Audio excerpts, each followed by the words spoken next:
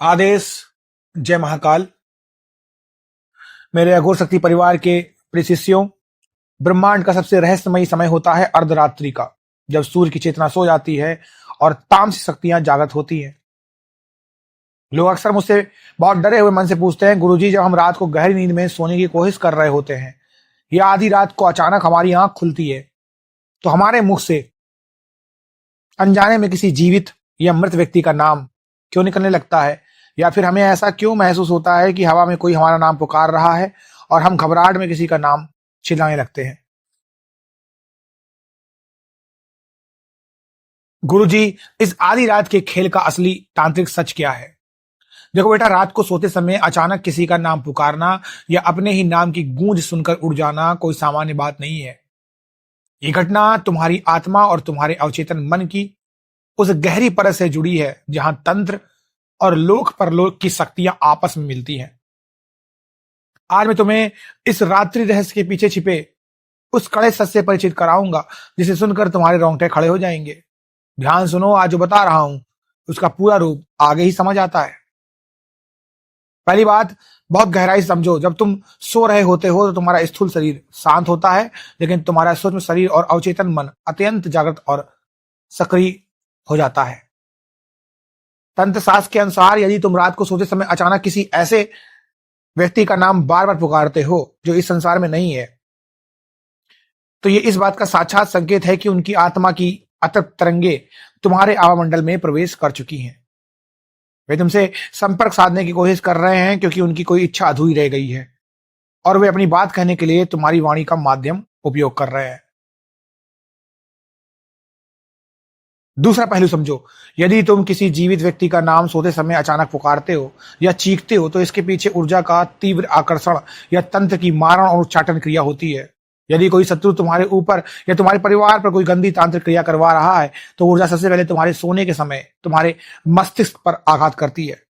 उस समय तुम्हारा आत्मबल उस नकारात्मकता से लड़ता है और उस भयंकर मानसिक युद्ध के कारण तुम्हारी जीभ से अनजाने में नाम निकलने लगते हैं।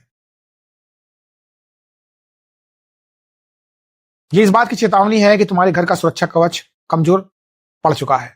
यहां लोग सबसे बड़ी भूल करते हैं, असली तरीका आगे ही समझ आता है। सबसे बड़ी भूल यह है कि वे इसे केवल एक बुरा सपना या मानसिक कमजोरी मानकर डॉक्टर की दवाइयां खाने लगते हैं। वे ये नहीं समझते कि डॉक्टर की दवा तुम्हारे शरीर को सुला सकती है, लेकिन तुम्हारी आत्मा और सूक्ष्म जगत के उन सिग्नलों को बंद नहीं कर सकती। तीसरा और सबसे गहरा संकेत समझो, यदि साधना करने वाले साधक के साथ ऐसा होता है कि आधी रात को 3:30 से 4:30 बजे के बीच